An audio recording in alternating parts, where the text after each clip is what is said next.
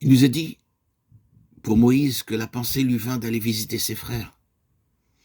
Étienne rappelle tout simplement l'acte qui eut de si extraordinaires conséquences. D'abord une pensée, puis un acte, et ensuite des résultats imprévus. Moïse sortit vers ses frères et vit leurs durs travaux. Exode 2:11. N'avait-il pas eu l'occasion de se rendre compte de leur état plus tôt? Pendant qu'il vécut à la cour comme fils de la fille de Pharaon, avait-il oublié son peuple et l'esclavage où celui-ci était réduit? Ou bien, lorsqu'il y avait pensé, avait-il éloigné le sombre tableau qui se présentait à lui? La décision qu'il a prise de partager le sort de son peuple permet de supposer un travail intérieur préliminaire sous le regard de Dieu. Ce Dieu qui avait épargné sa vie alors que tant d'autres bébés innocents étaient morts dans les eaux du Nil. Moïse regarde et son cœur est ému.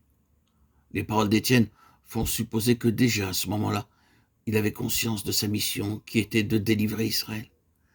Comme on maltraitait un Israélite sans cause, il prit sa défense et frappa l'Égyptien. Ah, Moïse, Moïse, c'est ainsi qu'on fait en Égypte, mais ce ne sont pas ici les voies de l'Éternel. Ceci nous fait penser à Pierre tirant l'épée pour défendre le Fils de Dieu, lequel n'avait qu'à parler pour être protégé par des légions d'anges. Cette manière d'agir au service de Dieu est malheureusement celle de trop de gens, lesquels aujourd'hui encore tirent l'épée pour convaincre qui ne croient pas comme eux, ou veut croire malgré eux. Ils oublient l'avertissement du Maître. Tous ceux qui prendront l'épée périront par l'épée. Et aussi ces paroles. Mon règne n'est pas de ce monde. Si mon règne était de ce monde, mes serviteurs combattraient. Jean 18, 36. Que de croyants combattent ainsi, démontrant qu'ils oublient le calvaire et qu'ils n'ont pas l'esprit du Seigneur. Jamais Israël n'aurait été délivré avec les méthodes employées par Moïse en tuant un à un les Égyptiens. Dieu se réserva d'agir d'une autre manière, comme notre vision, nos pensées sont mesquines et petites.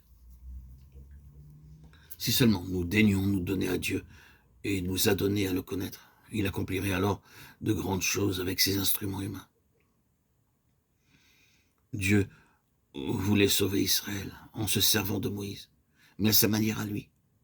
Et dans l'œuvre que Dieu se propose d'accomplir, Moïse est l'obstacle, le plus grand des obstacles.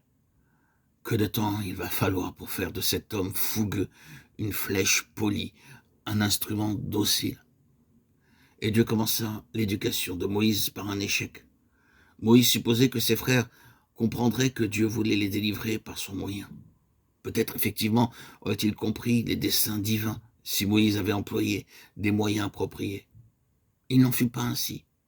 Et comment Dieu aurait-il pu bénir ceux qui n'étaient pas selon sa volonté?